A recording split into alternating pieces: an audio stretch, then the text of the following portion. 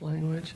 Not a lot of singers have the time, let me just put it that way, to really devote themselves to the French version, because all over the world it's done in Italian. So most theaters want to do it in the French version, but they're afraid, because who are they going to get, you know, to sing it? Mr. ROSENSHEIN, you've also sung both versions. Any preference again? Yeah, I really also like the French version very much for a few reasons. The 5-act French version, which is the original version written for Paris, is a little bit higher for the tenor, and therefore makes it a little bit more lyric. And personally for me, and I'm basically a lyric tenor, it makes it just a little bit easier because it's somehow a little bit higher, a little bit lighter, a little bit more lyric. So I like it personally.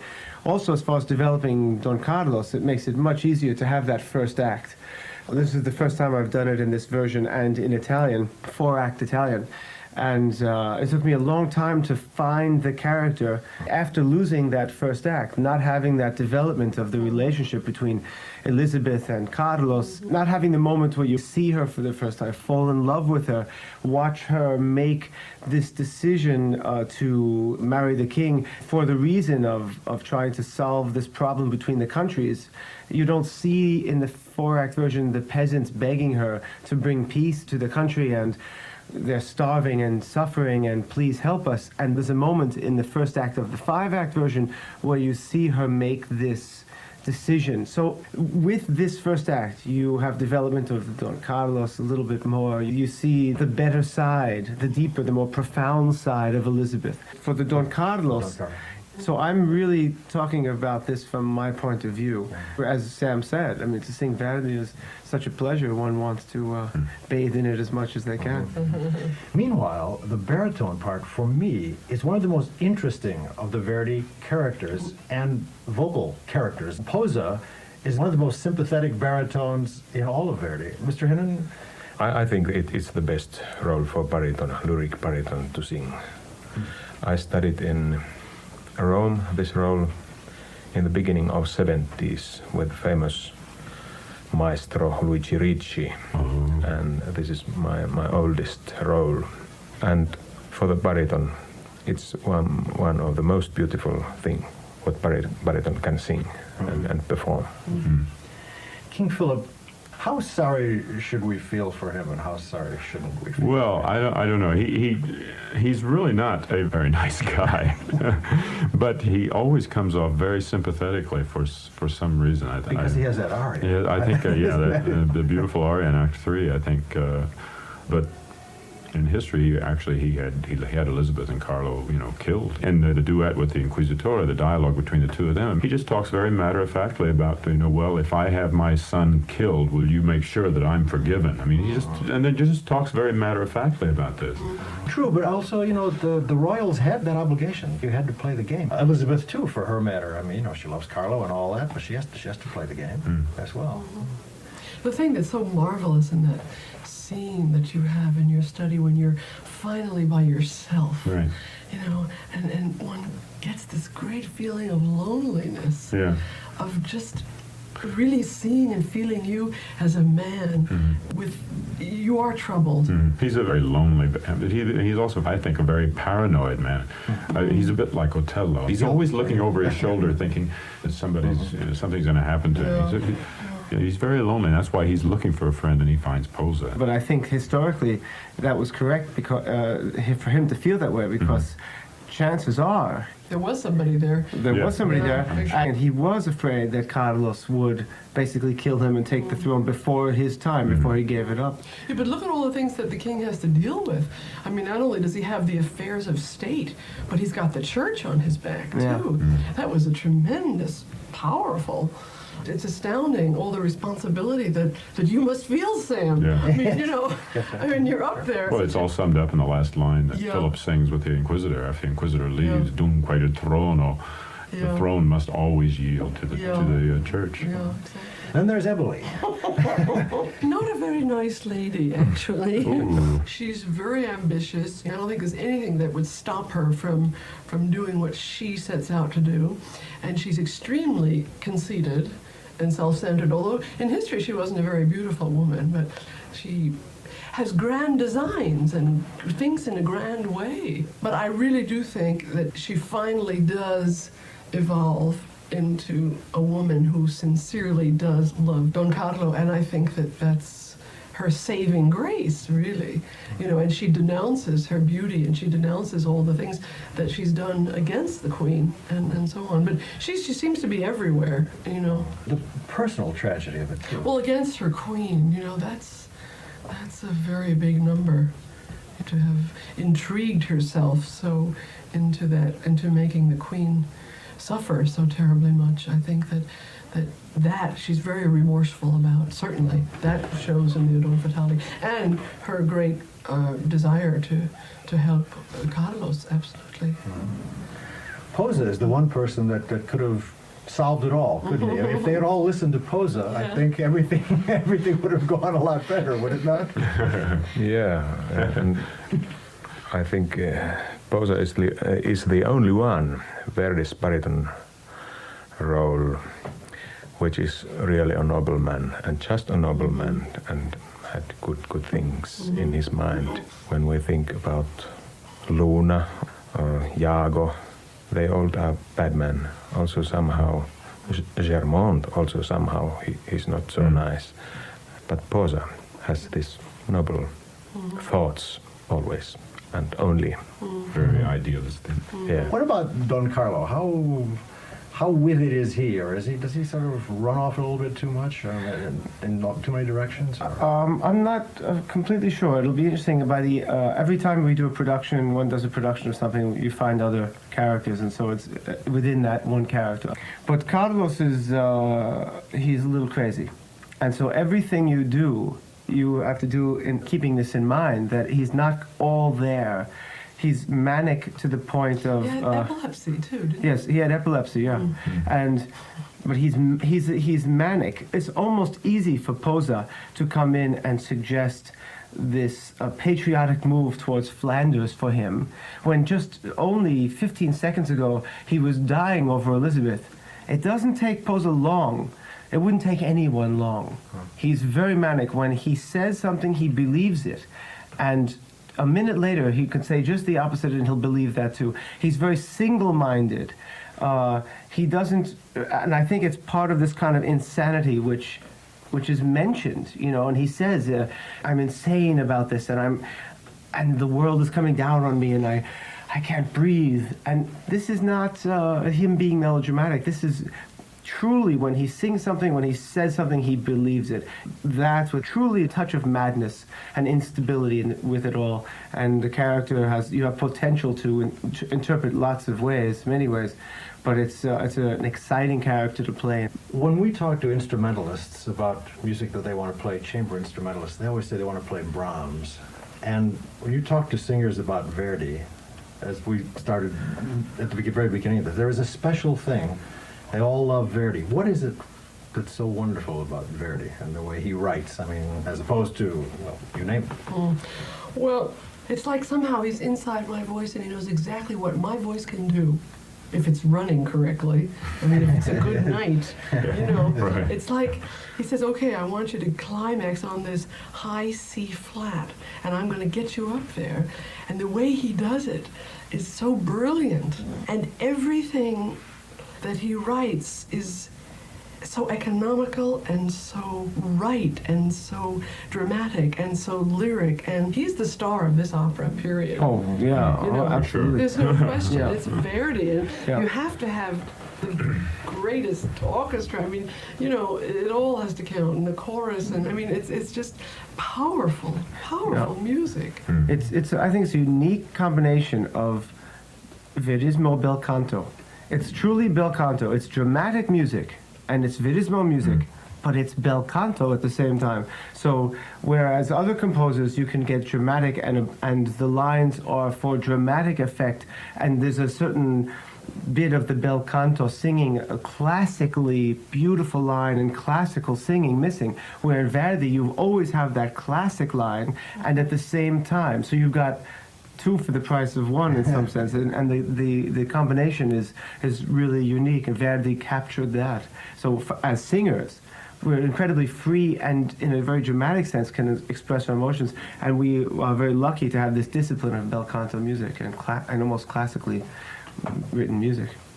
I think that there has been only two big composers who really did know the human voice, Mozart and Verdi, both good for singer. Verdi used, of course, quite dramatic things also, but he doesn't do it so that the singer become tired. Yeah. If you go high, you go high, very high. You can go very high, but you go down immediately and you can rest. It's economical all the time. Also the Mozart. Also the orchestration, the instruments that he chooses. The drama is really is in the music. I mean, you know, to do a production of it is really a bonus because I mean, it's all I think in the music. Absolutely. This is a later work of Verdi's too, which I think shows, don't you? It's such a powerful work. It's a privilege to sing it. If you are blessed and have studied long enough, put in enough years, you know, because you certainly don't start with Verdi. I mean, I didn't anyway. You know. Well, you are blessed, and we are blessed to have your enthusiasm and your artistry for this, and it comes across. So, thank you very much. Thank you. Thank you. Neil Rosenshein, Samuel Ramey, Tatiana Troyanos, and Jorma HYNNINEN talking with us. We are all very pleased that you're both in Chicago. Maybe because Carmen was the first opera I ever saw. It, to me, is one of the great operas and a perennial favorite. It is quite a sellout here. Yay. Apparently, this is one of the hottest tickets in the history of lyric That's opera. great. We love to hear that. That's just wonderful. How important is the historical research when you approach a role like these? Well, I don't know how important it is. I mean, I have certainly read many, many times the novel, Carmen. However, one has to distinguish right away that they are two separate works. You know, there's so much that we don't know, you know, in the opera, but we have to play the opera and not the novel. I mean, it doesn't matter that Escamillo and Michaela didn't exist even at all. You know, they were just created as foils for Carmen and Don Jose. We played this story. What do we have in front of us? I think that for the artist, it's important for their frame of reference to have an understanding of the story and what it came out of. That has been very helpful to me, but they are separate works. They really, really are. So Yeah, how I do think you I feel think about that it? it's valuable for the sense of where have you been, why are you at the state you are when you enter the stage now. But once you're on the stage and you're in the music that is the opera, you're being given the piece. You have the piece right there, and if you embrace that, from that point on, you don't need to search too much harder to find a lot of answers. But it is interesting, though, to compare the two pieces, because I was just thinking that in the novel, when she meets Don Jose, she knows at that moment that he is the one that's going to kill her, the moment that she meets him, because she's a priest came to her door that day and a rabbit went between the legs of a horse and all of this symbolism. But then again, I think that you do get that, for example, in the fate motif that we have when she throws the flower. That could, in fact, be that, you know, just the foreshadowing of that. And so it's interesting to compare the two. But I agree, they're completely different works, and you have to separate them. Mr. Leech, you said this is your second Don Jose, but Miss Graves, you have sung Carmen in so many productions around the country, around the world, in every major opera house. There's always been someone for whom Carmen is a specialty. Calvé 100 years ago, Risa Stevens 50 years ago, and today you're certainly the premier. Supervia? Supervia, definitely. Do you really love this role, or are you just that good at it? No, well, I hope all of the above, but I love this woman. I love this character, and I really believe that it's not by chance that she's in my life. I think she has a tremendous amount to teach me as a woman. And so I acknowledge our long walk together, and I continue to learn from her as a person. Is she really a very bad girl? Not at all. Not at all. Carmen is the most honest and the purest one on stage, in my opinion. She says exactly what she believes. That's true. You know, she says to him in Act 4, I've never, ever lied to you, but in the novel, he says she never spoke a word of truth. So that's a huge discrepancy there. But anyway, in the opera, she says, I've never lied to you. And the problems occur because he has an idea, Don José has an idea of what he believes in, his whole idea of what an interpersonal relationship should be. Now, and that's hold on. That's where the problems come in. Hold on. She's so We obviously pure. haven't rehearsed enough. We never got to this. I mean, Don José is left with the great impression after Act 1 that if he goes to be with you and after Act 2, that but that's because he's inexperienced. You'll hang with him for a while. Right. Well, you'll be a good woman but for him. She was very playful, and you're not and was exactly challenged. that. I think she is. Okay, Yeah. so she steals and okay. All right. Well, no, but Only she that. also, I think, and it's something we don't see in the third act. So it's interesting. It's open for discussion to a point. I think that this whole issue of them not getting along and all the problems they're having, don't you feel that some of it is Carmen No. a little tired of José? And so you know how we do in relationships, we make problems bigger because then it creates a war and then you break up. Okay, Ricky, I'll tell you exactly what the problem is. The problem is that there are two completely different types of animals with two completely different rationale. From her standpoint, from her mentality. For example, in Act 2, she says, look, I created a special situation here. I've waited for you, I've sung and I've danced and I gave a little private show, and now you tell me, thanks very much, Toots, but I got to shuffle off to Buffalo, as it were. And I think that is quite a surprise for her. She's giving him a great offering. And I think that the problems come in is that he has an idea of how he believes the relationship to be based on his very small Sure, he creates it all the time. He creates it and then recreates it and recreates it again. Well, the only experience that you've had is with Mika. In fantasy. Yeah. Yes, I agree with that. Yeah. So they both feel justified from their standpoint, but I just think that they're oil and water. They're Sure. two different animals, and he can never understand But her Carmen's way. a slightly manipulative character. No, I think she's playful. I don't. Well, I mean, I think she will manipulate a situation to her advantage, like the scene in Act 1 when she's tied up. I think she's challenged by it, and you're quite interesting, and it's playful for her to see how. But I also think that we hit upon something very, very, very important for this character, and that is that she cannot be contained. Sure. And I think that's absolutely. If there were two words that I could describe Carmen, it's love and freedom. She absolutely will not be She'd contained. rather die. And she does. She does say to him that the loves of Carmen don't last a long time. And Well, so Escamillo says that. I don't know that she says that. She says in the Seguidilla, I threw my lover out at the weekend. And she sort of has a bit of this reputation. But she never... yes, she says, I love you today, but I may not love you tomorrow. In the habanera, doesn't she? Well, she says that if you love me, I won't love you. But if I do love you, watch out. Okay. Watch out. And I think that she's just this type of person that has to be stimulated all the time. I really believe that she is a woman ahead of her time and that she's bored. She hasn't found a man to challenge her and that interests her long enough. Mr. Leech, you've done quite a number of Italian roles and French roles, probably more French roles than any American tenor has done in a long time. It's interesting. I started singing more Italian roles in the beginning and was always a little bit frightened by French repertoire. But I was singing Faust and some others. I think I first saw you in a German role. Sung in English, Martha. Martha, here in didn't you do Chicago, that? Chicago Sure, Opera you did Theater, it for, certainly. That's right. And Chicago I think Opera you did Theater. La Rondine for them, too. I did as well, yes. But what I finally was able to do with French repertoire was to stop trying to impose on it some style that I was afraid I didn't know. And what I began to learn is my teachers always instilled in me this honest approach to singing and just saying the meaning, what's there.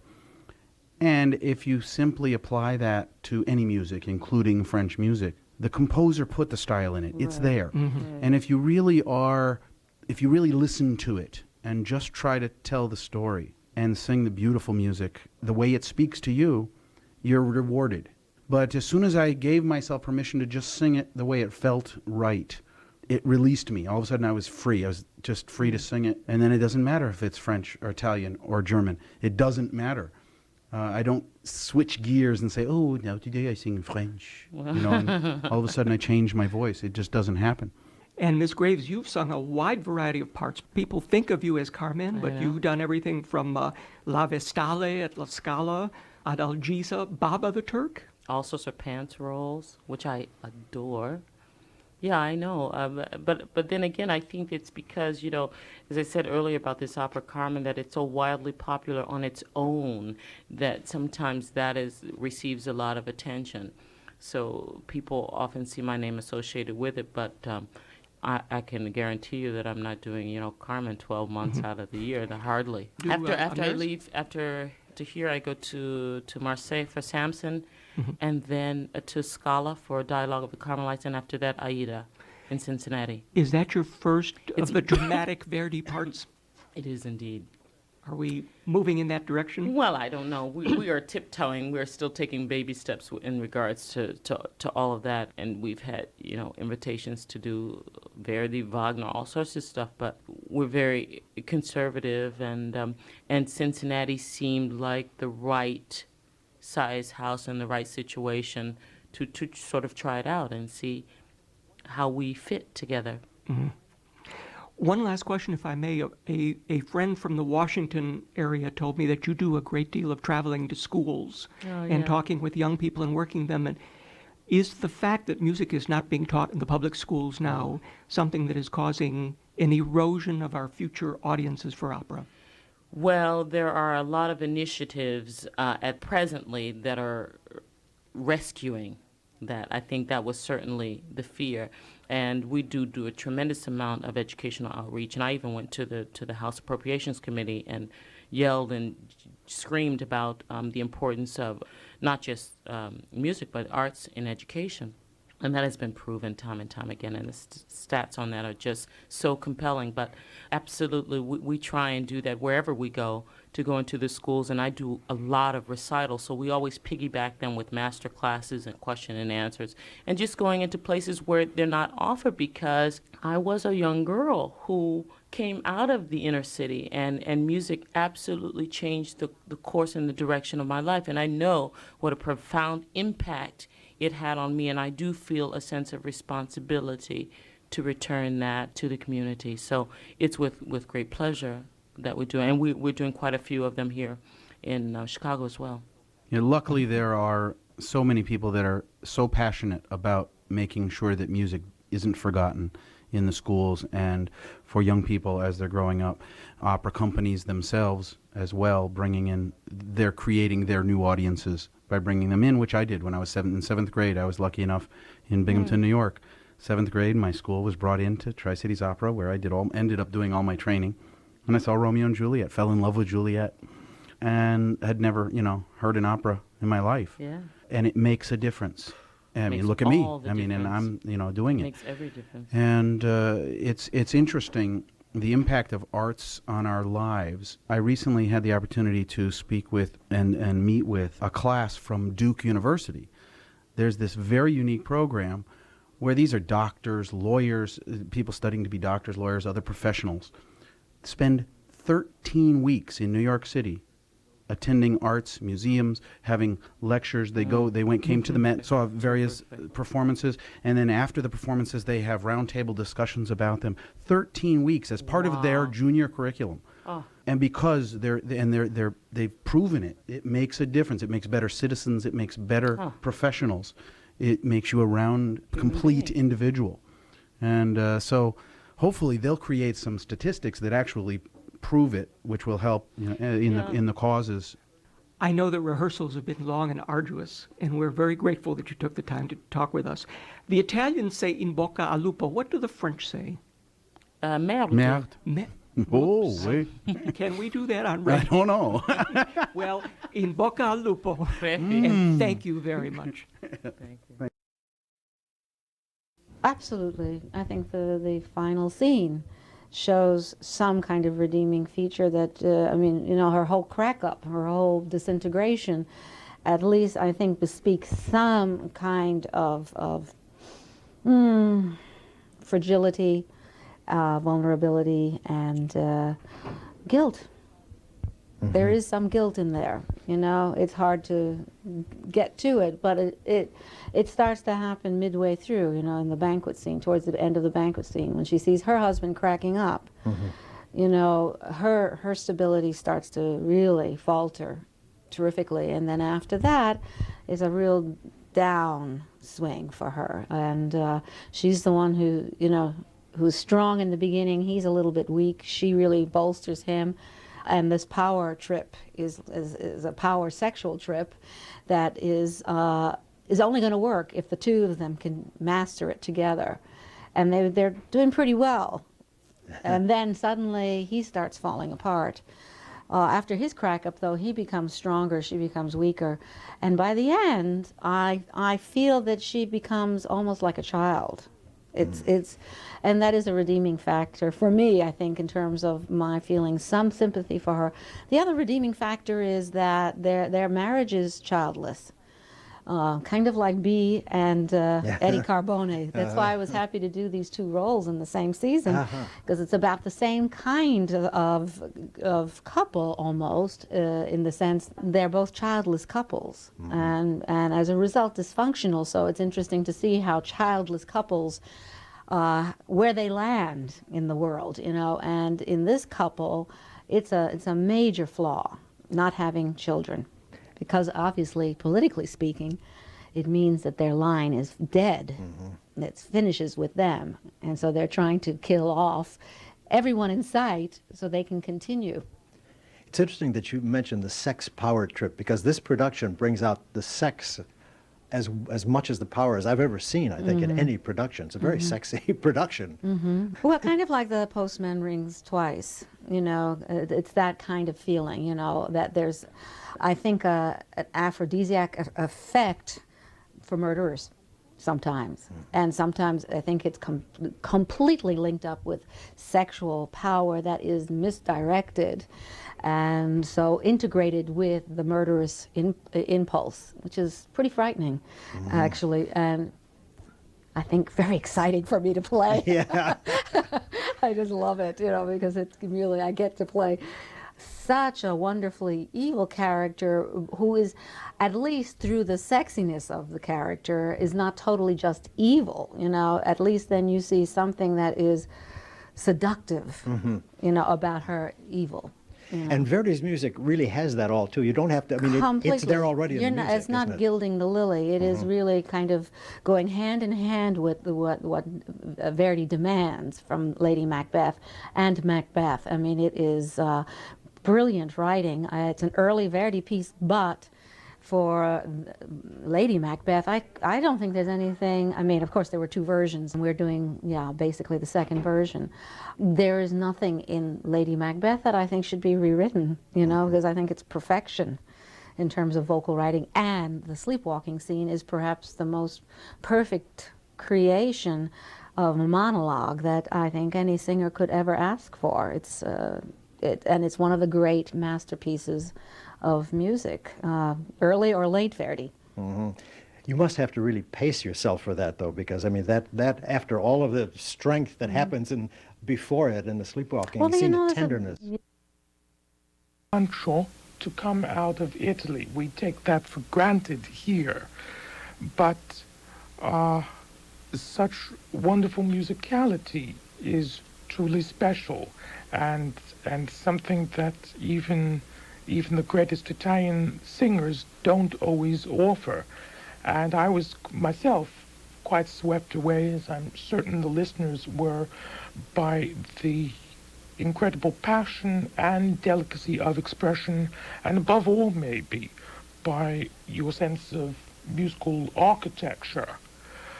Con chi studiate musica? With whom do you study music? By yourselves or with maestro?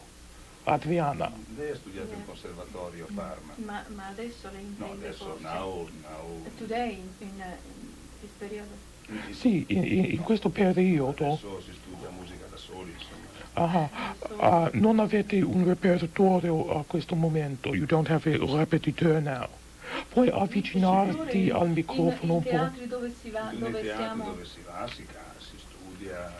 Sì, naturalmente. In questo momento io studiavo in San Francisco, oggi in New York, domani in altre città Tutti i cantanti vanno. dove si può trovare.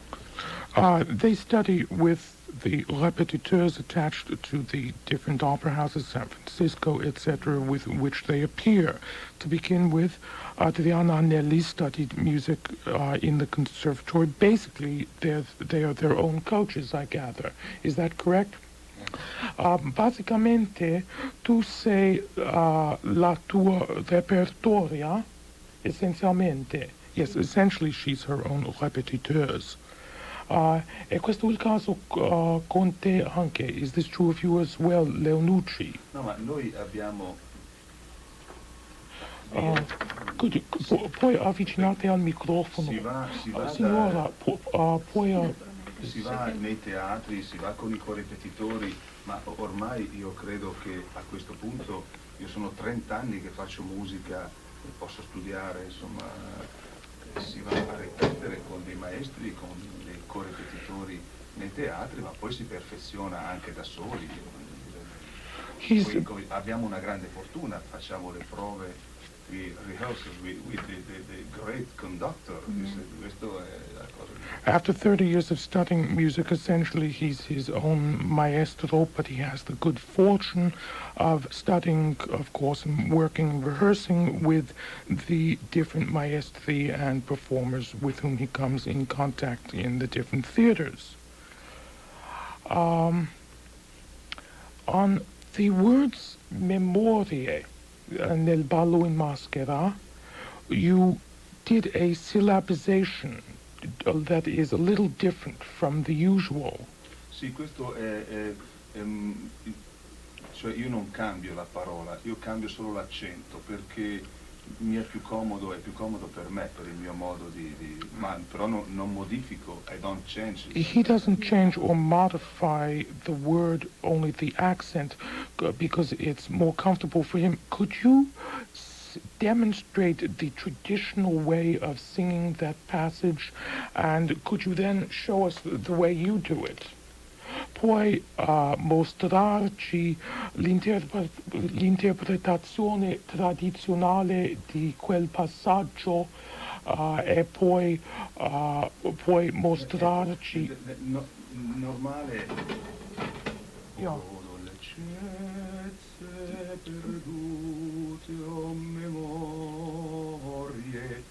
That's the usual way. No, questo è scritto così da Verdi. It's written that way by Verdi. Io non aggiungo note o niente, solo nelle due noti finali, o dolcezze perdute o memorie, stessa cosa. Solo che invece che far memorie,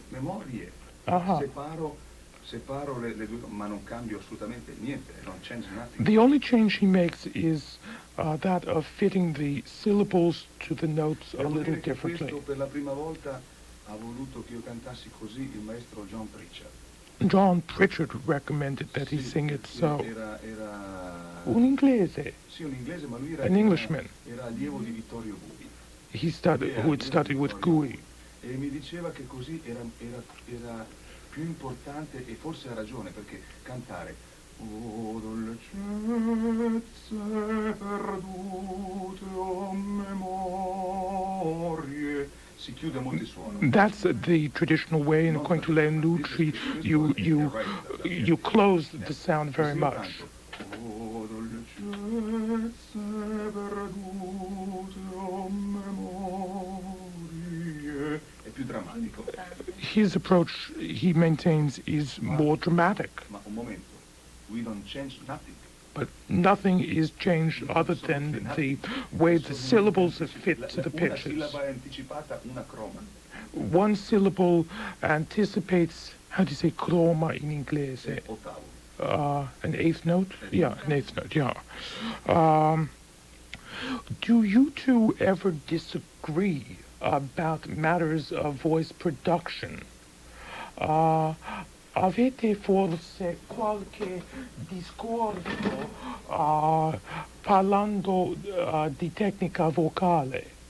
Qualche Fra di noi? discorso Fra noi? di voi, sì. Moltissimi. Many. Potete darci degli esempi? I'm asking them for examples of their disagreements about vocal Ogni method. parola a volte ci Ad sono esempio- delle vocali che si possono fare meglio e così ci consigliamo naturalmente. In every word, there are vowels that can be rendered better, and they take advice from one another. Ecco, ad esempio, se un esempio, noi a San Francisco eravamo con Mirella Freni. In San Francisco, we were with Mirella Freni. Io ho cantato Adriana Lecludere in Knocking at Night with Mirella e siamo molto amici con Mirella. We're very friendly with Ci her. siamo trovati in un rehearsal room, in teatro. a We found studiare. ourselves in a rehearsal room to Noi study, tre, noi tre. the three of us. Ecco. E si parlava di questo finale dell'aria di Turandot. Per non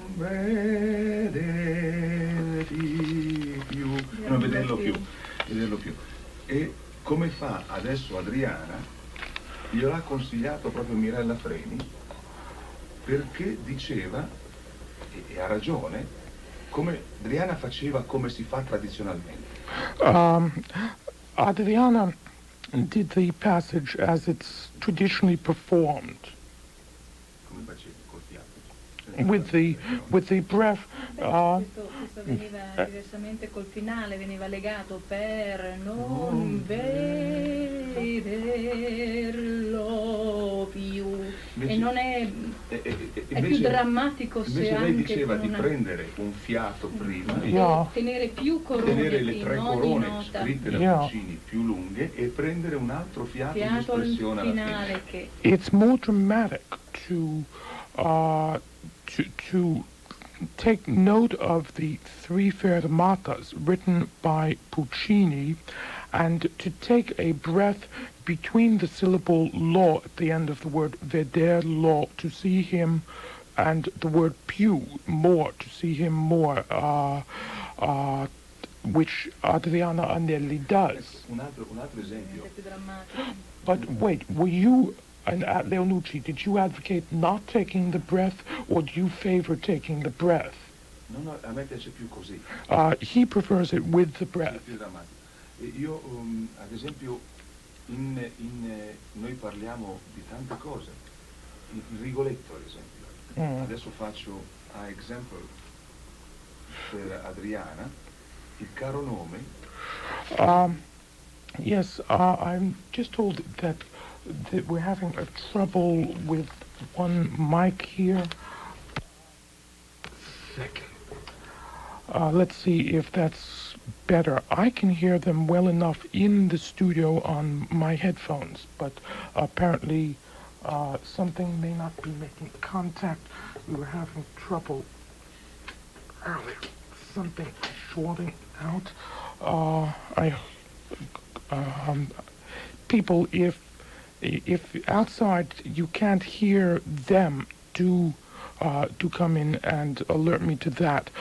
Mi dispiace Nucci, dicono che non potevano sentirvi, può essere che c'era qualche difficoltà tecnicale qui, ma credo che adesso tutto è in ordine. In ogni modo, stavi dicendo un Noi esempio. lavoriamo molto assieme, studiamo molto. Studiamo in continuità, Ecco, suoni parole, per fermiamo. dire un esempio di interpretazione, che è sempre quello che noi crediamo sia il motivo principale dell'opera italiana.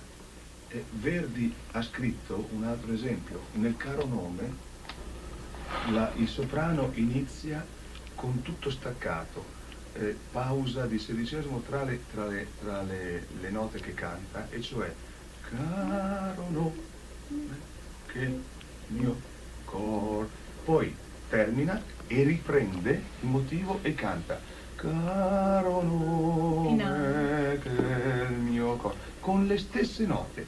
Ma perché la prima volta è staccato e perché la seconda volta è legato? Why in Caro Nome is the first time done staccato and the second time legato. Francamente non lo so. Frankly, I don't know. Ecco, perché quando lei inizia Caro Nome, il giovane amato è appena uscito di casa, lei è turbata. Because at the beginning of Caro Nome, the young beloved has just gone away from the house. Ecco, io faccio un esempio con te. Se c'è una cosa che ti piace molto, fai, oh my God. Uh-huh. If there's something that you like a great deal, you do as Nucci just did. Vedi come fa lei? Caro no. Che this is emotion. Yes. Finita l'aria, lei riprende invece una cosa sicura. Un'estasi sicura, un fatto reale, che lei ha questo amore. E cioè caro nome, che adesso diventa sicura. E le note sono uguali. At the end, however, she's, how would you say, Bob, more in control of her emotions, more secure in them. Yes. I'm going to try, I've been bedeviled by technical things. I'm going to try a different mic input for the Nucci's mics just for moments here. So you'll hear some weird noises. 1 second. Other disagreements. Leo Nucci ed Adriana Anelli. Di che cose non siete d'accordo? Noi due? Sì. Non siamo d'accordo sul colore della camicia o... The color of his shirt. Well, did you study with Maestro Bizzarri? Hai studiato con il Maestro Bizzarri anche? Sì, anch'io ho avuto anche da lui molti consigli. Yes. Ti ha dato la fondazione della tua tecnica vocale? Was he responsible for the foundation of your vocal technique? Una convinzione di poter fare. Questo neanche per me. For neither of them did Maestro Bizzarri provide technical foundation. Chiedi, credo di avere capito una cosa, e che è un problema molto importante qua, è quello della tecnica vocale pura, cioè del fatto dove mettere una nota. Yeah. The big technical question is where you put a note, that's to say where you, as it were, place it within your head or within your mouth or within your face. Ecco, questo credo che venga con l'esercizio e con il sentire se stessi e avere vicino qualcuno che ti dice non è giusto questo suono. That comes from experience and from listening to yourself and from advice. Perché chi può dire è meglio la tecnica di uno o dell'altro? Who's to say that one person's technique is better than another's? Oggi tecnicamente, voglio dire, sentire cantare Carlo Bergonzi e sentire cantare Kraus sono due che tecnicamente diciamo eccellenti. Bergonzi and Kraus each have excellent techniques. Ma chi può cantare come loro? Se la tecnica But who fosse can sing as they do? uguale, molte persone canterebbero come loro, invece non cantano come loro.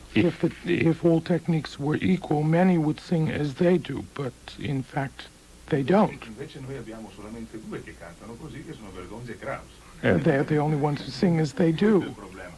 Cioè la tecnica non è una per tutti. Una per tutti è la voce e con questa si può dire studio il canto. Ma voglio dire, Di Stefano è diventato Di Stefano e non cantava certo come Kraus. There isn't one technique for everyone, in essence. In your case, Leo Nucci, you studied with Maestro Bizzarri. At that time, you were a chorister. Yeah. What then happened?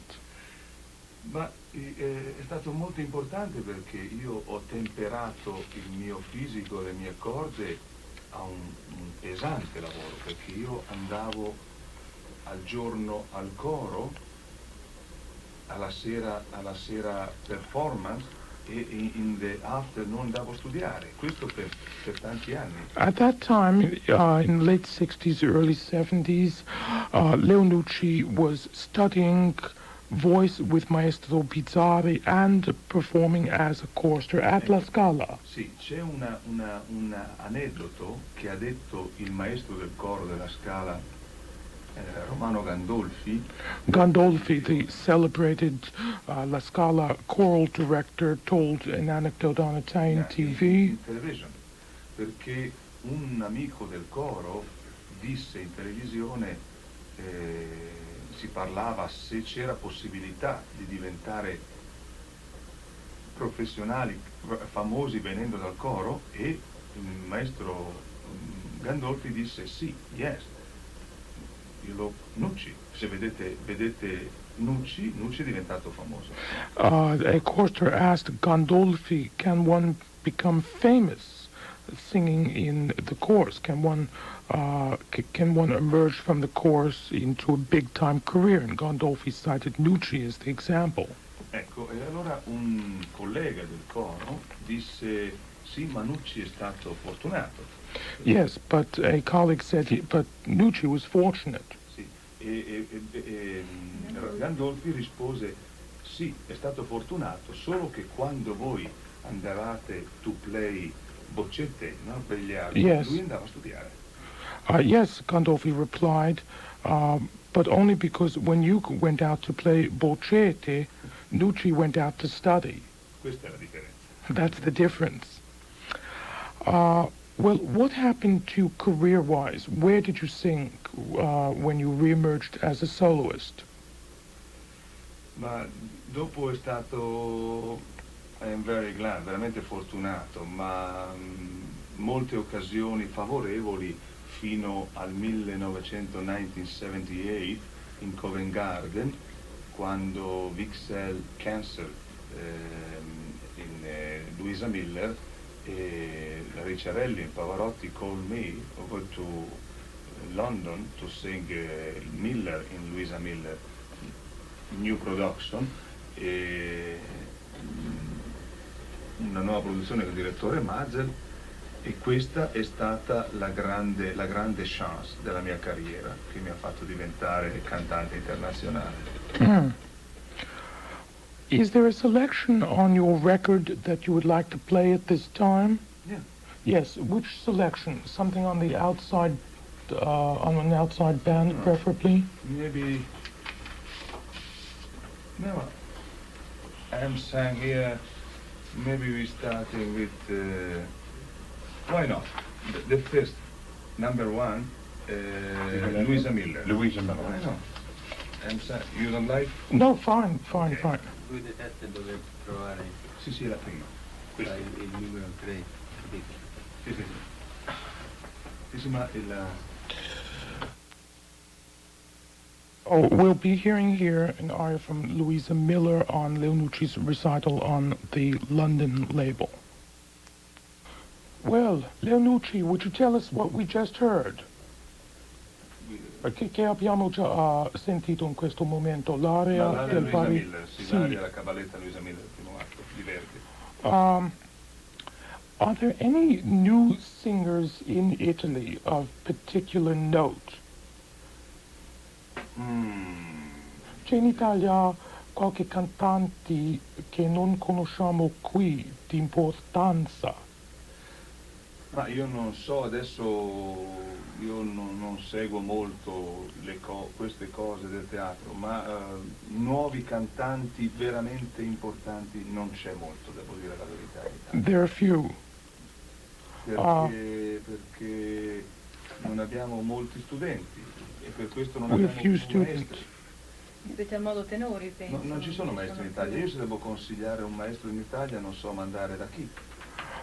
Leo Nucci says that when he's asked for advice about to whom to send singers in Italy, he doesn't know, for there are no maestri, something that other talented singers have told us here. Uno o due maestri in tutta Italia, mentre prima c'erano 10 maestri in ogni città. Formerly there were at least 10 in every city. Now there are good teachers. Now there are 2 or 3. Uno dei motivi principali è che questi maestri erano quasi tutti erano ex comprimari, ex cantanti di medio calibro, che non riuscendo a fare grande carriera si mettevano a insegnare. E allora, come in tutte le cose, la selezione fa la qualità. Most of these teachers are ex. Su 1000 persone che insegnavano il canto in Italia, 10 o 20 erano molto bravi. Adesso che insegnano il canto in Italia, io che conosco io sono in 4 o 5, tutte persone molto anziane e basta. I giovani, uno che si mette a studiare il canto oggi anche che ha fatto comprimario, a insegnare il canto. Sorry. Today most of the teachers are ex-comprimari, singers who didn't really make the big time. Ma perché è importante questo dal punto di vista tecnicale? Why is that important from a technical viewpoint? Ma intanto si veniva da una scuola. Ecco perché io dico che il teatro d'opera è un teatro legato all'Ottocento, perché si veniva da un periodo dove tutti veramente cantavano. This is why he said earlier that opera theater is linked to the 19th century, a period where everyone sang. Ci sono delle cose molto semplici. Se noi pensiamo che in Italia abbiamo avuto dei maestri, parlo dei maestri famosi, 800, parliamo dei più famosi e basta. Parliamo di Rossini, Bellini, Donizetti, Verdi, poi veniamo avanti, Leoncavallo, Puccini, Mascagni, Giordano, Cilea. Oggi chi è che compone? Chi sono i maestri? Who are the composers? At that time, there were in the 19th century, the ones that he named. Stessa cosa è per i cantanti. Io parlo, non vado indietro, I don't go back Well, many years. I go it's back 30 years. The same thing from the standpoint of 30 anni. teachers of singing. 30 anni. Che tenori avevamo in Italia? Look at the singers they had in Italy 30 years ago, the tenors. I try to, dei nomi, solamente qualche nome. Vado indietro, cantava ancora Gigli, cantava ancora Pertile, c'erano già i del Monaco che uscivano, c'era Corelli, c'era Di Stefano, c'era, io ti posso fare 20 nomi, diciamo baritoni, c'era, che posso dire, Tagliabue, Bastianini, Gobbi, Becchi, ti posso fare 20 nomi. Oggi chi c'è? Di tenori internazionali italiani c'è solo Pavarotti, e di baritoni veramente internazionali io conosco solamente 3. Uno si chiama Capuccilli, uno si chiama Bruson, l'altro non sta a me a dirlo, ma si chiama Nucci. Today just got here. E Taddei, ma è un però New York. bisogna pensare una cosa, Taddei appartiene all'epoca di 30 anni fa, perché Taddei era grande 30 anni fa già. Yes. Adesso che Taddei è un fenomeno che arriva. Today's a phenomenon who belongs from the era of 30 years ago. 30 anni fa, quando aveva 40 anni, era già un fenomeno, era già una celebrità. All'epoca di appunto Bastianini, Gop, tutta questa gente. Oggi chi abbiamo? Nessuno. Questo è il problema. No one today. Non c'è la selezione. Non essendoci selezione non ci possono essere maestri di canto. Non essendoci più maestri di canto non ci sono allievi. Ma noi vediamo nell'est ci sono molti maestri di canto perché ci sono molti allievi. Vediamo a New York, tutti insegnano canto, ma ci sono anche molti allievi. Che poi diventino tutti cantanti, questo è un altro discorso. Ma c'è mancanza di interesse? Wait, Un po' too sì. quick. Un po' sì. Wait, let me get a few words. Sorry, Yeah, in Italy there are no good students because there are no good teachers. Almost all good teaching is extinct. Questo è un circolo. It's a vicious circle. Noi vediamo nei concorsi. L'anno scorso fanno il concorso Caruso, fanno il concorso Callas, sono quasi tutti e solamente donne, soprano leggero.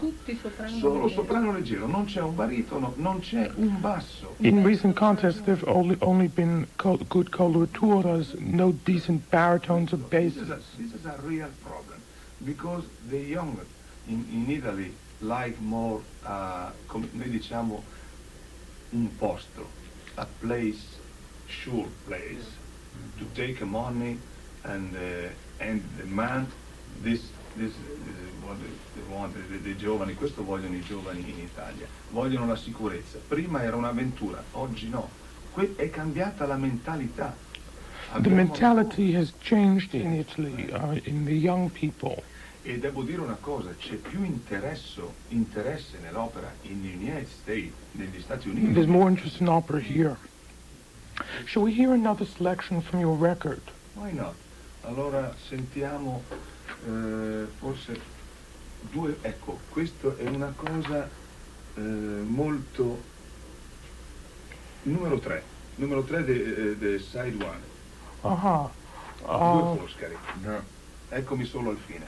Or could we also hear the Nani? Would that be possible? Sorry. Okay, we'll be here, yes. È numero 2, no? No, Hernani è numero 2, io dico numero 3. Numero 3. Okay, you may get the end of the Hernani selection here. The aria we'll be listening to. Of course, everything working so wonderfully well. But I do recall you're telling me, and it was a very touching moment, that you were very lonely here, and you were sort of away from everybody you knew and loved, and for all of the glamour that we thought you were having, there was a lot of sort of melancholy that went with it. How are things for you nowadays? Oh, they're good now. That time it was very desperately lonely. I think that most young people, you get all this wonderful adulation and everyone's sort of cheering and everything, and then you come home and it's awfully quiet back there, you know. No one's cheering anymore. But I have 2 children now, and so that makes my life very full and very marvelous. How have you managed the motherhood and career? Because this is a problem that bedevils a good many women. Well, I have a marvelous family life, and the children are wonderful. But most of all is I only have motherhood and my job. There's nothing in between, or nothing to disturb either. So I've opted to give up everything else and just have my music and my children, or my children my music. Of course, not forgetting my marvelous husband as well, who makes my life extremely comfortable and very easy. You know, it's very sort of calm in the home, and I don't like sort of, you know, arguments and things like that. Kiri de Kanawa, if we had not been running ads for your new album, Blue Skies, all week long, I would have teased everybody with it. And before I even said who you were, I would have played the recording and said, guess who this could conceivably be. But everybody knows that you have ventured into all sorts of crossover material, first in the folk song area with the songs of the Verne and things of this sort, and now into the wonderful pop literature of Cole Porter and Rogers and so forth. What prompted you in this direction? Most concert opera singers are very, very careful. If they tread at all, it's seldom and gingerly, and it's usually the student print or something which is half opera anyway. Yes, I think that I always imagined myself doing songs like this in this glorious arrangement type thing that's happening in this particular recording. And I've found that Nelson Riddle, for me, had that marvelous calmness about him. And I always imagined that a crossover record was to listen, sort of not necessarily sit down and say, right, now we're going to listen to a record. I thought you put it on a Sunday and you let it sort of buzz through the house, and that you listened for enjoyment and not for sort of listen to educate yourself sort of thing. And I imagine that's what a crossover was. And I hope I've achieved just what I wanted, not what other people wanted, maybe. Blue Skies. And yes, it was indeed our operatic favorite, Kiri de Kanawa, sounding totally different. You must sing in a completely different manner from your concert work.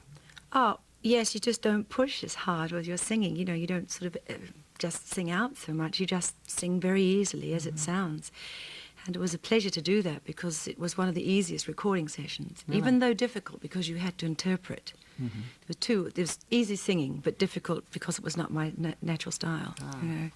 Tell us a little about your work with Nelson Riddle. We were so upset to hear of his death, and obviously you worked with him very closely on this.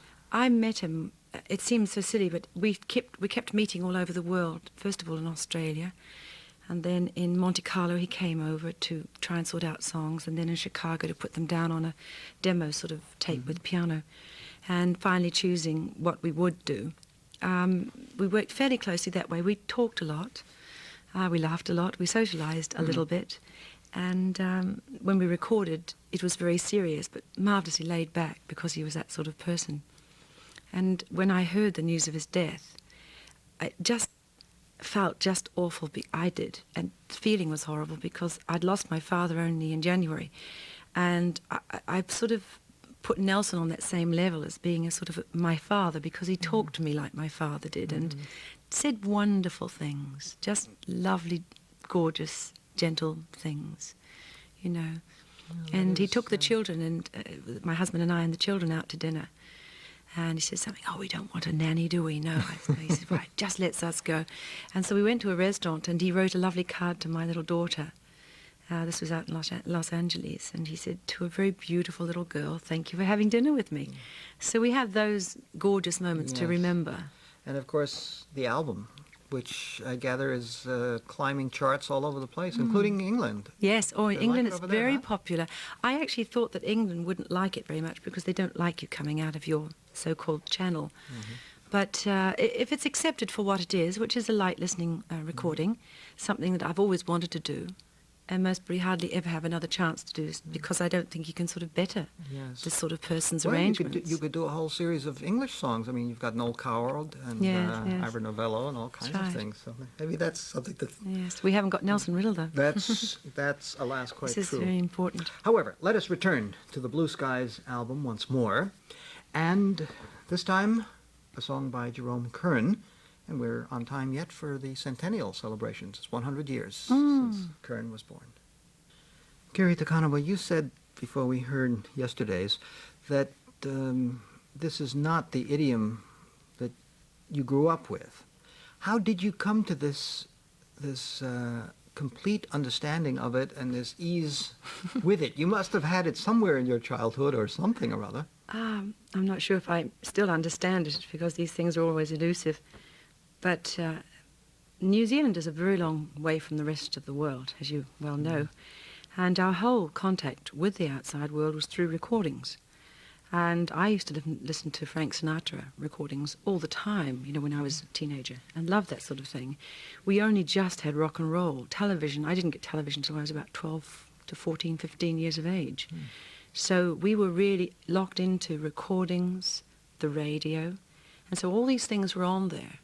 And I sort of grew up with that sort of music. You assimilated it without really thinking too much about it. Yes, and not listening too much. I just like a pretty tune. I like a nice song, and I like to be able to execute it correctly, if possible. I remember one lady said to me, well, how do you think you, of all people coming from New Zealand, should be able to sing this sort of music? And I was sort of rather shocked by the question, as she was inferring that how dare I sing American music? You know, how dare I? I said, well, I was with a perfectly wonderful arranger, and I think that it just spoke for itself. I think I just sort of sang along the tune, and it all worked its way around me. If you were listening to Frank Sinatra records, you were probably listening to Nelson Riddle arrangements from the very beginning as well. In fact, I thought Nelson Riddle was way back there in the 1950s. I didn't believe that he still existed when I thought of having a crossover record, something similar to this, and always loved the Frank Sinatra arrangements. Of course, Frank Sinatra too. Well, not bad. Quite an artist in his own right, of course. Well, now we are going to switch back to the Kiri Kanawa we used to think was the only one, but now we know it's the real music. And we are going to, since Christmas is coming, dip into Messiah. Nice. So let's listen to Kiri Kanawa. The conductor is Georg Scholti. A beautiful moment from Handel's Messiah. And Kiri Kanawa, listening to, well, this embodiment of you right after the Kern and the Berlin is even more astonishing because it's a totally different range of the voice on top of everything. You have to use your most natural range, which is way, way down. And as you can hear, I've got a low speaking voice anyway. So it's sort of, you get down below all of that and it becomes very natural. You can't What push. happens if you try to sing opera in the mezzo range? Oh, you wouldn't. It You wouldn't couldn't. work. No. I bet you could do it, actually. Oh, but, unfortunately, you have to have lots of assistants to do things like that because it's not your sort of extended volume either. You have to use your most natural whispered sort of tone. It's interesting, though. Well, it is. Do you work vocally with someone? I mean, do you coach ongoing to develop all of these aspects of your voice and of your singing, or is this an innate thing that you do on your own? Well, I did this one on my own because no one can coach you how to sing way down there, I suppose. I just have a feeling for it. But I coach with my singing teacher, of course, a lot, as much as I can. What sort of projects lie ahead? What are your other? I mean, once I imagine that you taste the joy of going into all sorts of repertoire, your mind must be springing from idea to idea. Well, I think then you lose track of what you really want. And my music is serious music, of course. Opera first, concert second, or in this particular year, I've chosen to do a lot of concerts because I wanted to find out just how I was vocally. And how I could sell songs, if you know what I mean. How can you to the sell public. songs? How well are you? How good a song seller are you? How's it turning out? I'm not doing bad. It's very important to know what you are like before an audience with just a dress on and no costumes to hide behind and no character to play around with. You know, you can stun people with illusions, but when you're just there on a concert platform in a pretty dress, there's nothing much you can hide behind. And I wanted to do that this year, to see how I fared, and it went very well. Well. Now I'm back to the real job. You're off to West Coast, I understand. Yes, we're doing Rose and Cavalier over in San Francisco very soon. Then on to Otello in London for a new production. And then back at the Met. Then back at the Met. For enjoy you here in the springtime. Yes, I'm looking forward to this. It will be a year since I sang at the Met. Absolutely. Or more High maybe time. now. High time. All right, let's take a little time out of our conversations with Kiri te Kanawa to consider some other. But they were ordinary instruments, and the arranger happened to have a masterstroke with the pen to write them in the right sort of way. Yes. I think, to stun you. Cantaloupe has done such wonderful work. He must have done other things. I mean, he must have written symphonies and concertos and sonatas. None of this is known. But we do have some other folk arrangements of his that are very beautiful.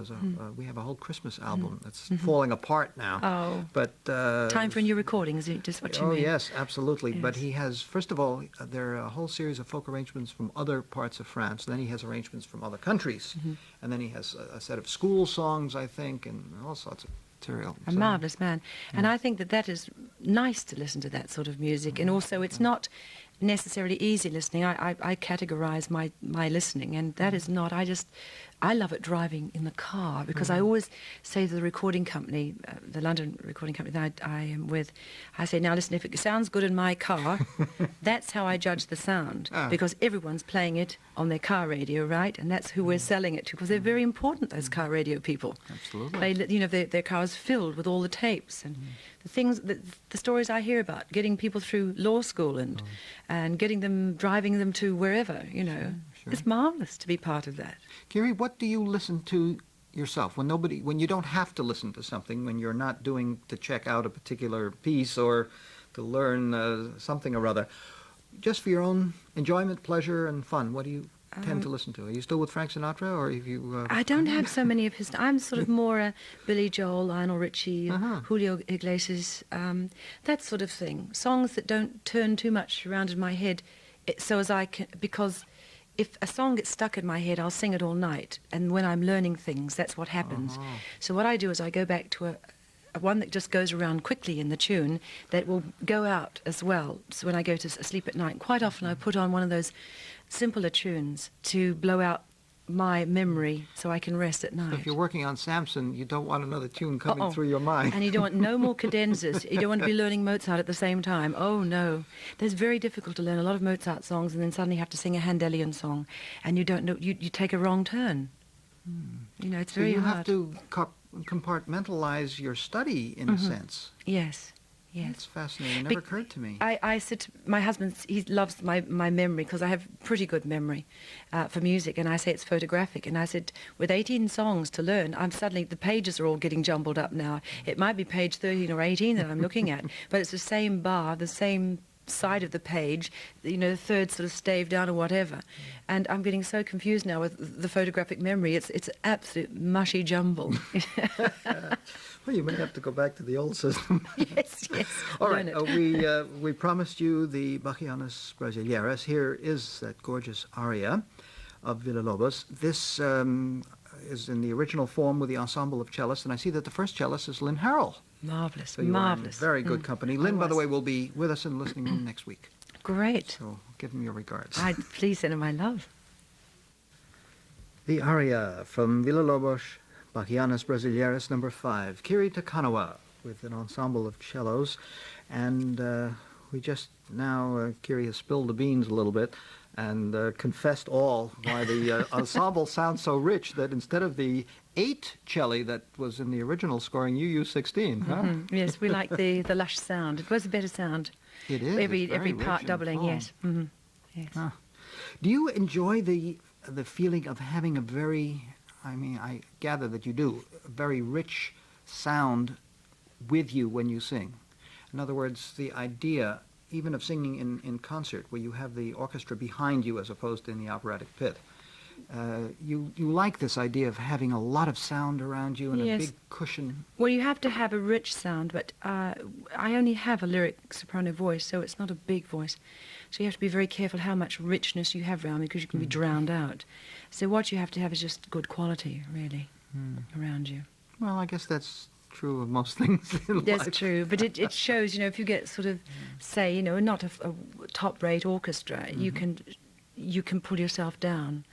Not because they are down, it's just that they haven't got the higher standard of the top-rate orchestra.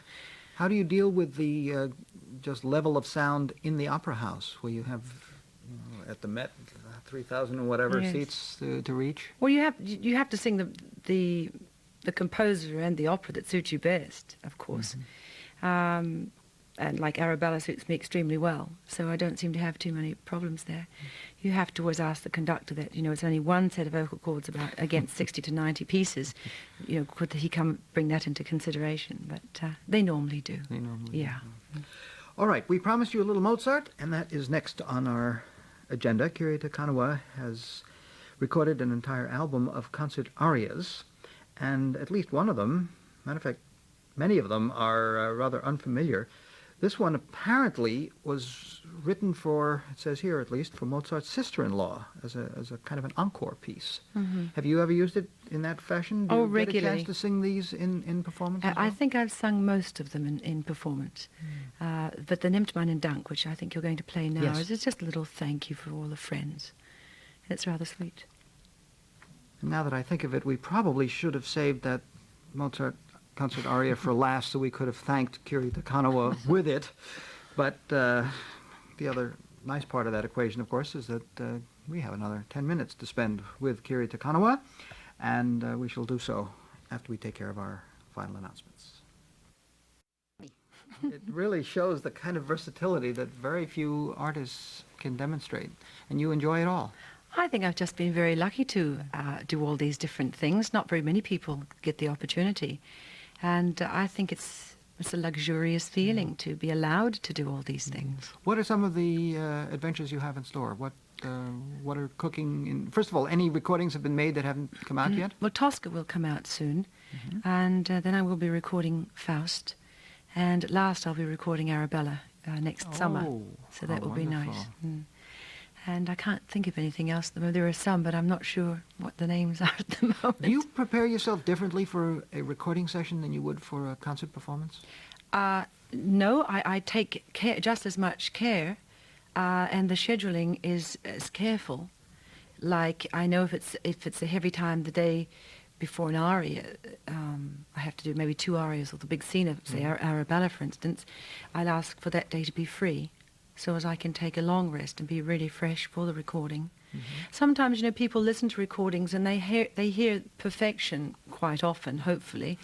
And this is because, hopefully, we all look after ourselves and be able to give out this.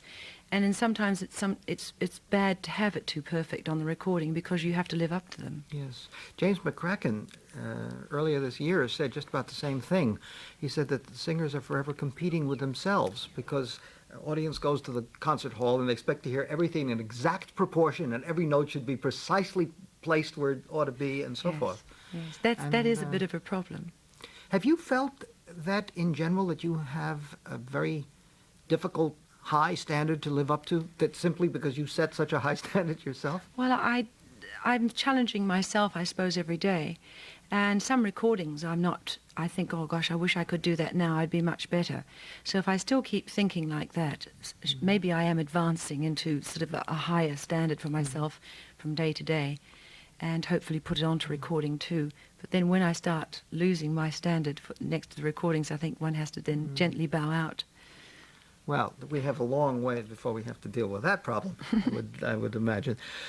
Do you have a particular schedule? Do you set aside so many hours a day to study or to read scores or to look through materials or to vocalize or whatever? Oh, yes. Well, this week in particular, I've got just the whole week. I don't want to even think about music. I've done a lot of music in the last 3 months.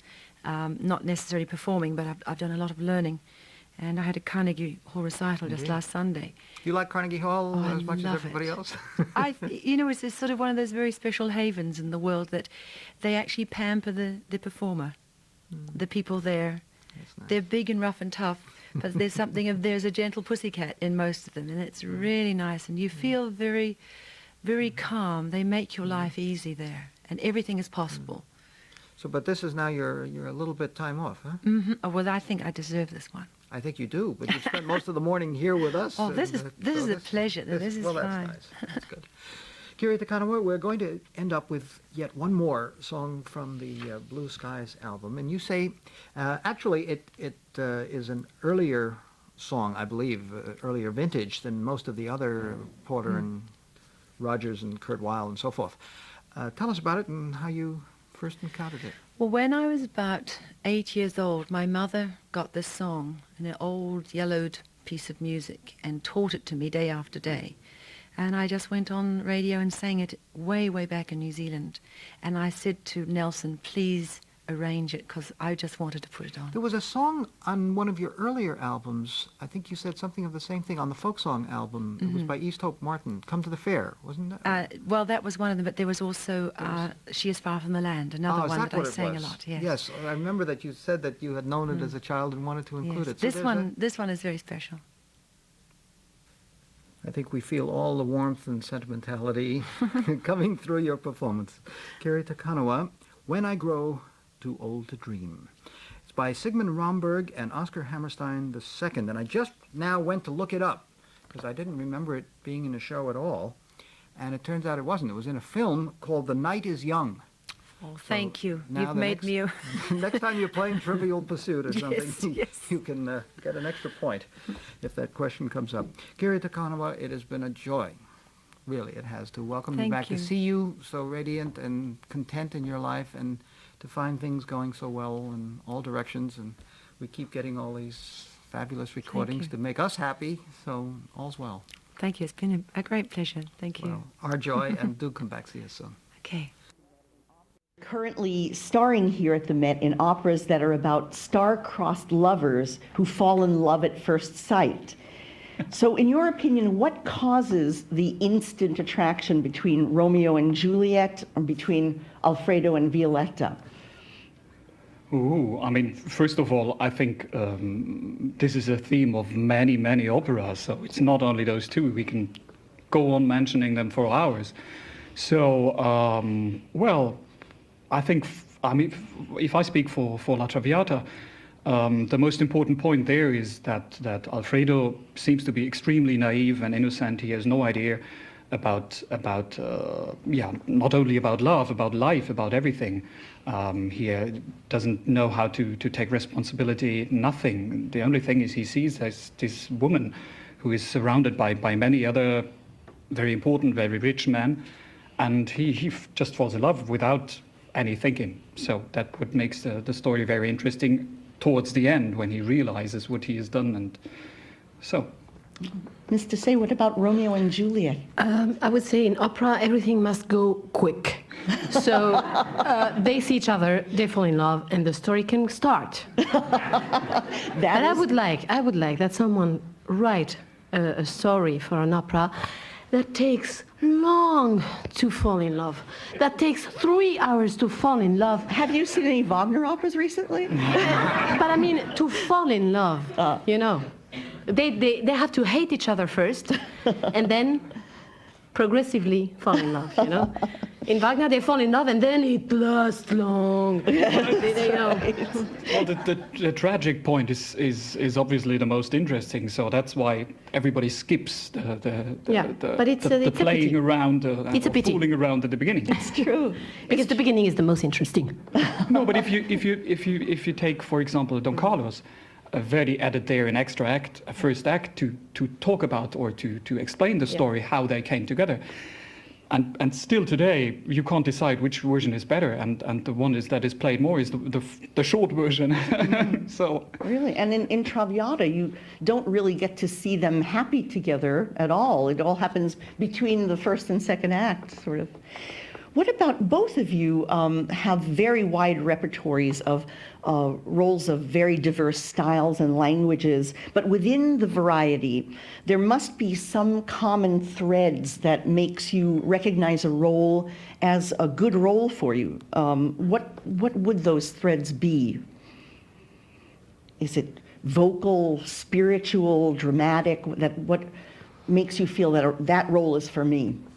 Oh, I think it's a very good question. There are really many different factors that probably you don't even realize what makes the final decision to make a role. I mean, many times it's a kind of a vocal challenge. You say you want to reach that and to make another step towards a certain direction. But as well, the character is extremely important because sometimes some people say that opera singing replaces a psychiatrist, which means that you are able to slip in every possible evil or good or whatever character and really live that out without getting punished, but even being paid.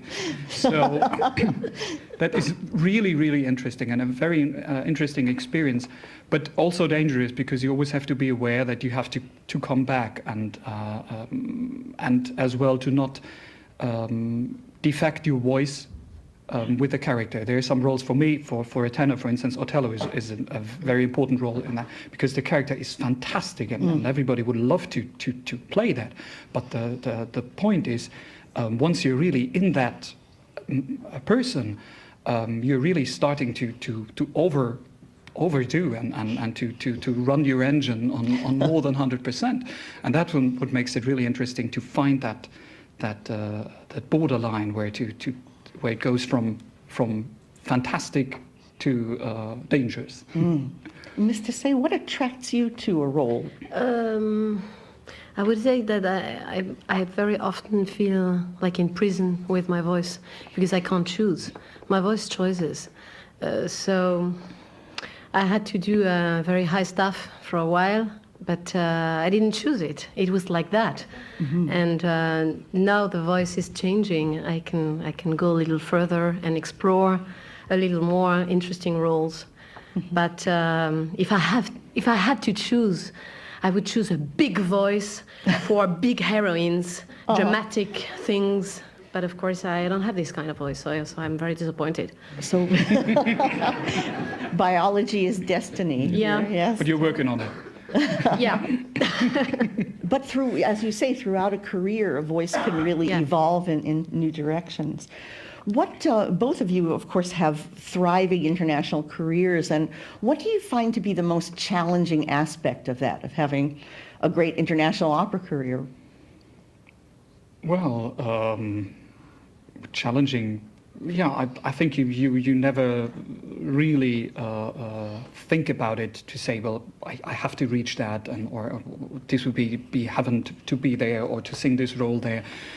obviously it is, and every singer, or when you study and when you start your career, you somehow dream about it. But to make this dream come true, there is no way to force it or to. I think the more you believe in it, the more difficult it becomes, because then there's lots of pressure, lots of weight on you, and you can never be free. Because I think that the secret is to be very happy with every step you reach so far, and to feel that is heaven, that's the final one. And if there is another one, and the life brings you another thrill, then of course you accept it very gratefully, but that's how it works, right. As I believe. What about all the challenges that international travel represents, especially both of you have families? We were speaking about that before. It's not challenges, it's just the job is like that, and it's not very easy, because we have to organize our lives despite all these travels and all these things. But the real challenge for me is the pleasure, to be able to reach the maximum of pleasure in what I'm doing. So because if I have the pleasure, I'm sure that the audience will have it too. So that's all. So I made my decisions when I know who is going to do what. Yeah. Getting back to the idea of both of you having families and young children, do they come to see your performances? And if they do, how do you deal with the aspect of them seeing you on stage sometimes in tragic situations or even violent situations, romantic situations with a stranger? Yeah, it's very interesting. You're right. And first of all, yes. Well, my eldest, my daughter, goes quite frequently now to the opera. But I think I know colleagues that bring their children like babies, always there, and I don't feel like that, and because it's really overwhelming. Even adults start sometimes crying in an opera, because for me it's a fascinating world that music being composed 100 years ago and even 200 and more works for nowadays the same as it did before. So even everybody's complaining about too much information, multimedia things, the television and everything is, but still this music really works. And so as a child you don't have this this defense mechanism that you close in and you say, well, it's just not real, it's not true. And it's for me, it's every time very, very interesting to see how much this grabs. So you do really bring your children. I do bring, but carefully and to selected productions, not too violent. Also not too overwhelming musically, because if it's really, I mean, some music is just so rich and so big that you can't do anything against it. So, but we are trying to, and also because then they maybe understand part of what makes us being away from home, because you sometimes you said it right, that it's really very difficult. And sometimes, especially if you're far away, like here in the States, you feel like, I don't know, working on an old platform or something, because you're away for several weeks with no way to just hop back for a weekend. Mm-hmm. So it is, difficult, but we have to take it, of course. All right. It's to say I bring them very rarely. Really? Yeah. And why is that? Because when I'm here, for example, they are in Europe. Well, yes, of course.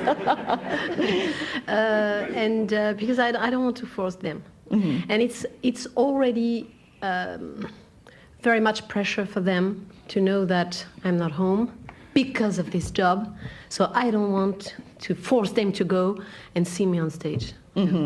I see. So sometimes when we go, for example, to Santa Fe, it's the holidays, it's the summer, and so they come because it's part of the holidays. But that's all. So easing them into it. Now here, singing at the Met, this is your debut season, Mr. Kaufmann, and you've been here with us for a while now, and very happy to have you back all the time. For American singers, singing at the Met is a great dream. It comes as the pinnacle of a career. What does the Met mean to European artists? Well, the same? Yeah, I would say the same. Exactly.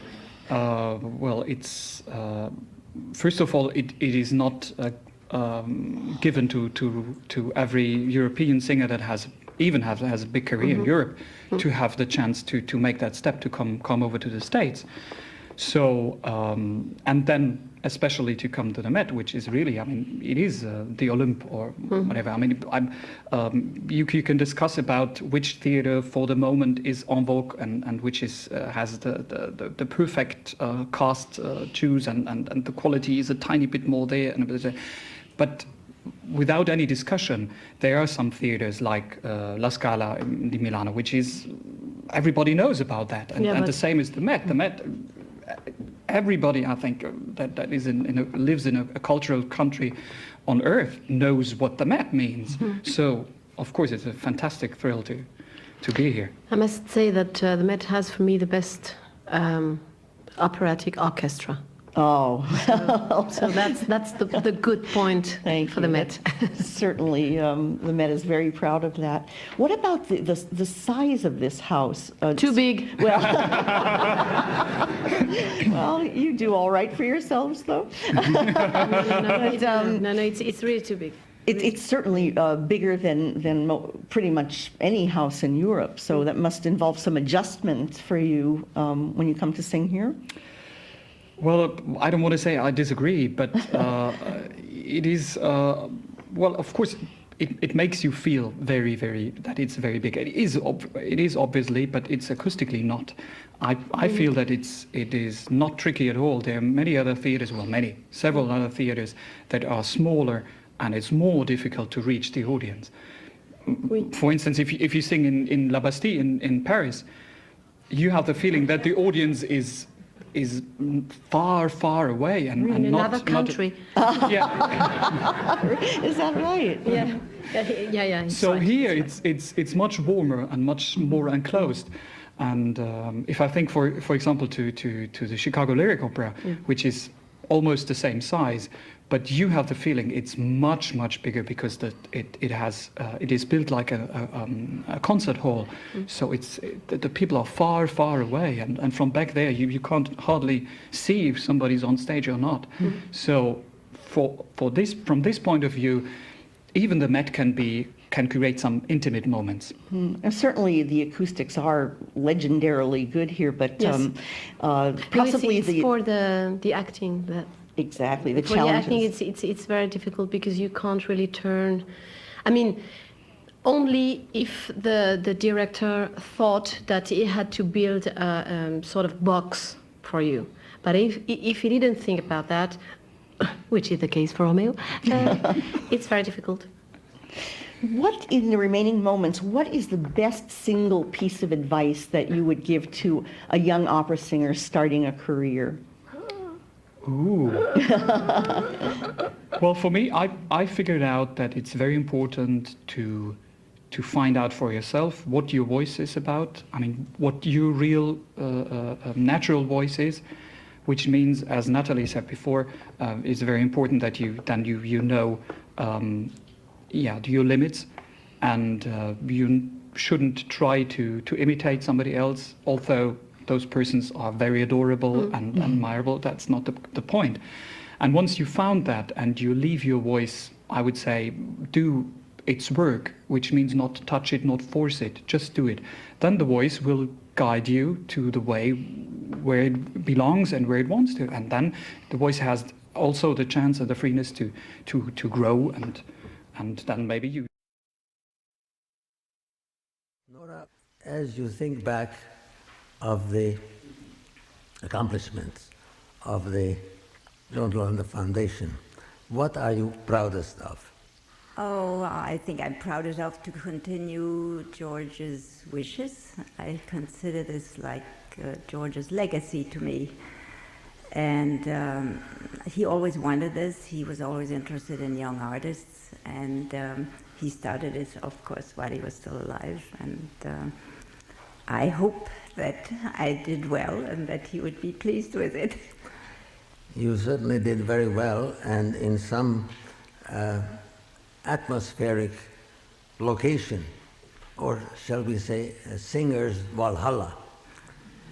He's looking at us, and he may have some criticism to make, because the little I know about him as a person, he was authoritative, and he had goals, and chances are in some ways he would have done things differently, and yet he can't help being proud of the accomplishments of the Yeah, foundation. I think he would have been more aggressive, and I think he would have been able to push forwards the young singers and the winners probably better than I. I have always tried to get the management for them and give them some advice if I could. But I mean, of course, if George picked up the telephone and said to somebody, you know, I have this wonderful singer and you have to absolutely engage her or him immediately, they would do it. And probably I couldn't do that. But let us remember that George London, too, was a young artist once, and his career started very early. He had a lot of struggles in his life, and the George London we remember as a mature artist, a very macho personality, and very assertive. And in my mental image, I find it difficult to reconcile, and I hope that Nora will explain to us where he got all that self-confidence that made him the mature George London that we all knew and admired.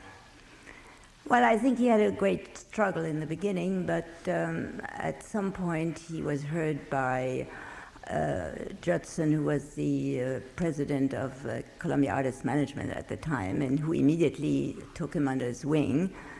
And I think that actually he remained a Columbia artist for all the rest of his life. And I think that gave him a lot of confidence. And then he sent George and Henry and Lanza and Francis Yend on this famous bel canto trio, where they gave about 80 concerts, 100 concerts, and traveled all over the country, and had a tremendous success, which Camille was never able to duplicate.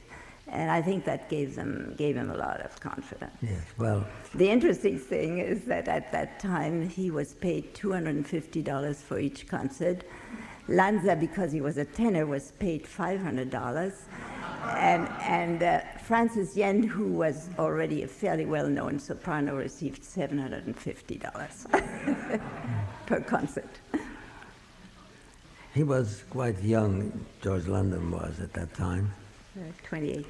And, sorry? 27, 28. Yes. And he had not a very easy life, because he left his family home in Montreal at age 18. And as far as I know, and I know it from Nora, he did not break with his family.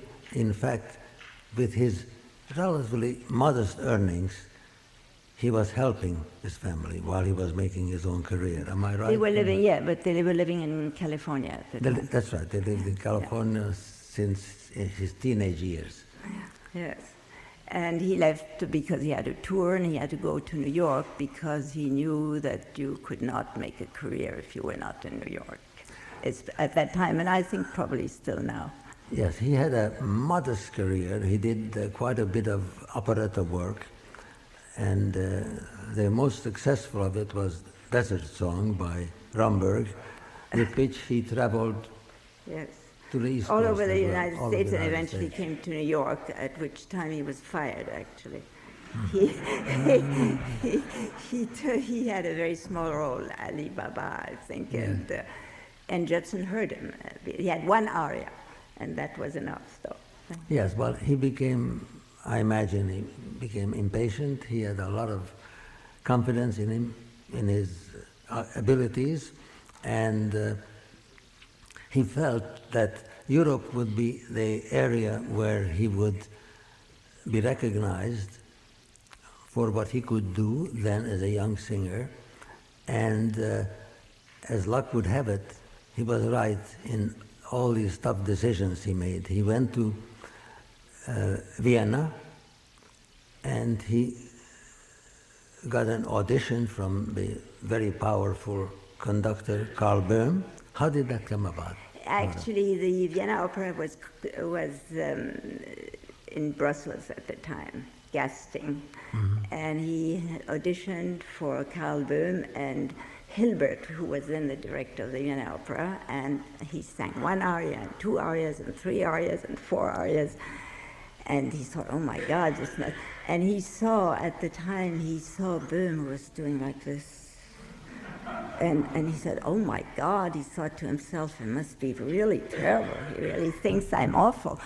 And then afterwards he asked Taumann, who was his manager, what did he say? Why did he shake his head? Oh, he said, ach, was für eine Stimme, which means, oh, what a voice, what a voice. That's what he was saying. And he engaged him right away to the Vienna Opera. And he actually came to Europe. He thought he would just have an engagement somewhere in some little provincial town. He didn't expect to be engaged right away in Vienna, of course. And that was it. That was it. The breaks came fast and furious after that. This was a remarkable introduction. George London got his European start, and there is an interesting story that goes with it. Böhm assumed from George London's very confident self-assertion that he had a great number of operatic roles under his belt. So when he said that, I want you to sing Amonasro, George London said, fine. Actually, he didn't know the role at all. And he had to learn it how quickly? In about a month, and he had no rehearsal either because he didn't do the first one. And afterwards, he told to one of the other singers, you know, it's the first time I'm doing the role. And the Austrian singer said that you could only do that with American nerves. It is very interesting that after so many years of struggle and fighting for recognition and not always getting it, this young man, full of self-confidence, goes to a foreign country. I am not sure that he spoke German at all at that time. No, he didn't. Russian he spoke. He didn't speak Russian either. He never did speak Russian. He only sang in Russian. Yeah.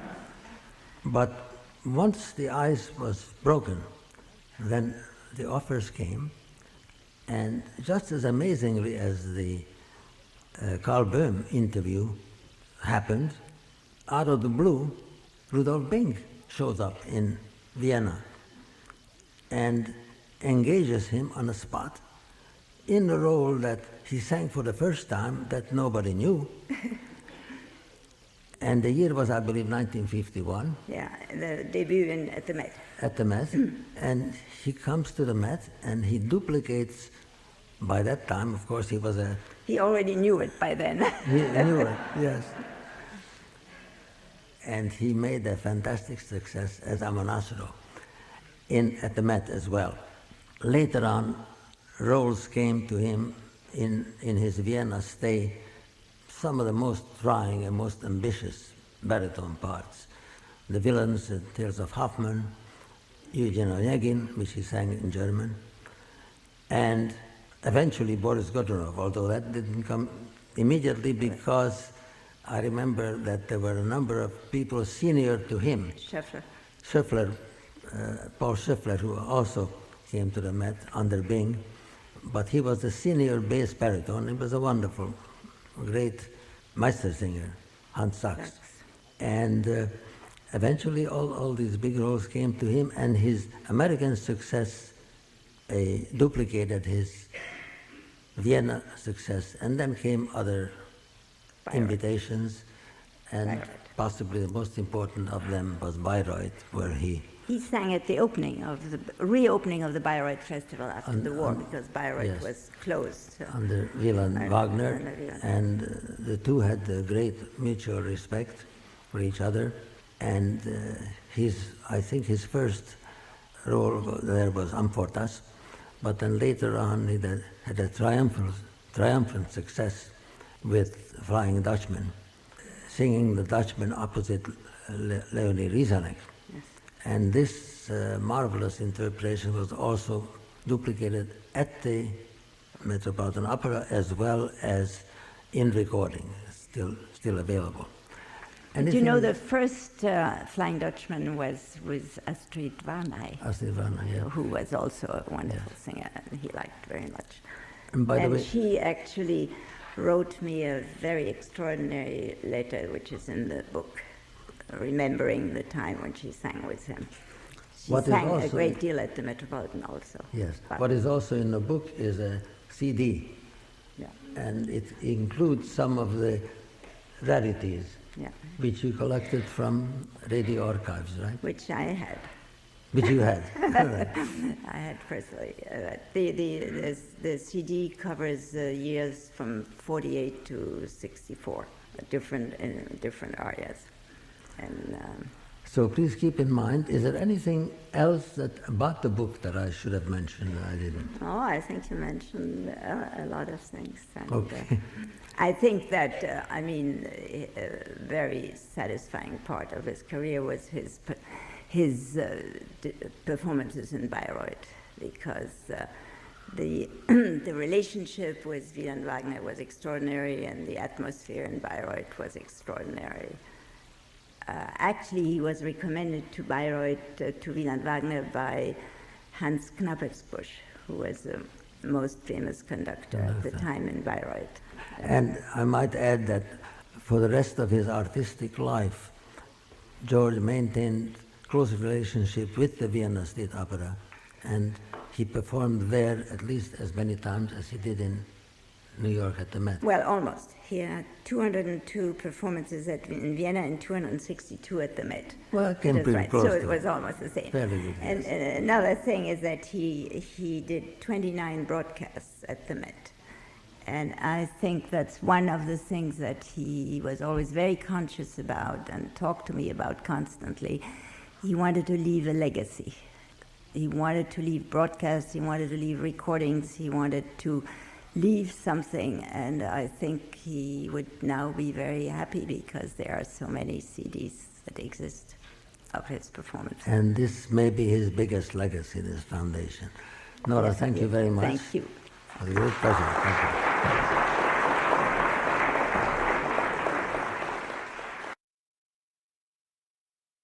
Charles Wadsworth, keyboard player and for many years artistic director of the Chamber Music Society of Lincoln Center, and now Charles, as former artistic director of the CMS, I guess these Wadsworth concerts have become sort of an annual tradition here. Well, they have, happily so. Ever since I left the Society, the Society very nicely decided one of the perks of my departure.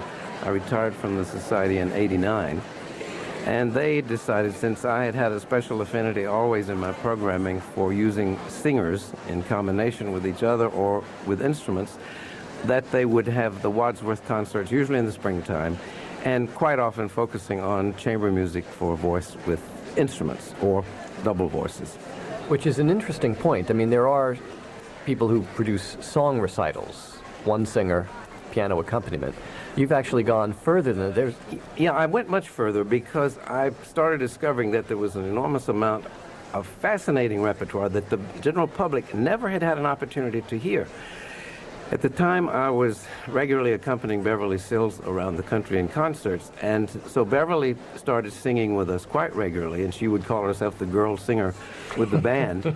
And we investigated incredible repertoire of Vivaldi and Caldara and Sir Thomas Arne, on and on and on. Then I had Beverly with Eileen Farrell do an extraordinary concert of duets, and I was able to combine great singers through the years who were eager to perform this repertoire. They never got a chance to sing, and tonight's concert is an example of that. Well, as I told you before we went on the air this evening, the Vaughan Williams song cycle that you played in this first half on Wenlock Edge, just one of my favorite pieces, and I don't believe I've ever heard it live before. It's not been played very often. I did it first here in '75 with Peter Pears, the great English tenor, colleague, companion of Benjamin Britten, and he sang it with us, and it was a terrific experience. I had played it right after I got out of Juilliard at the Great Old Town Hall in 1953 or 4. So I was very happy knowing that we were going to be able to have John Ayler with us, who I think for this kind of music is just unsurpassed in this country. He's one of our greatest, most sensitive artists, and to hear English sung as he sings it is really very special. So it's been a long time between performances, though. It has, much too long. Yeah. Now, the idea of you just accompanying a singer is certainly not something that you've set aside. In fact, when we come back in the second half, you'll do exactly that with John. Right. I asked John to sing a group of Duparc songs. I was lucky because I was able to work with David Schifrin and put the program together, and I love the little Haydn trio which opened the concert, which is such a charmer. And once we had John, I also knew how gorgeous his French diction was and how sensitive he was to this area. And Duparc, who wrote, I don't know, 14 or 15 songs, and that's it.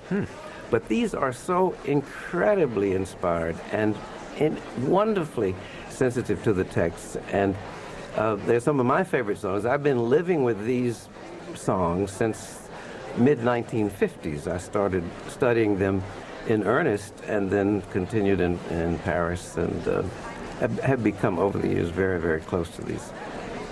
Well, it also, the second half of the program gives you an opportunity to play the one keyboard, I guess, that we haven't heard you play yet tonight, and that is the harpsichord in the instrumental piece, the Bach flute sonata. Right, well, there I'm actually just enjoying sitting there and filling in the chords, all those figured bass numbers.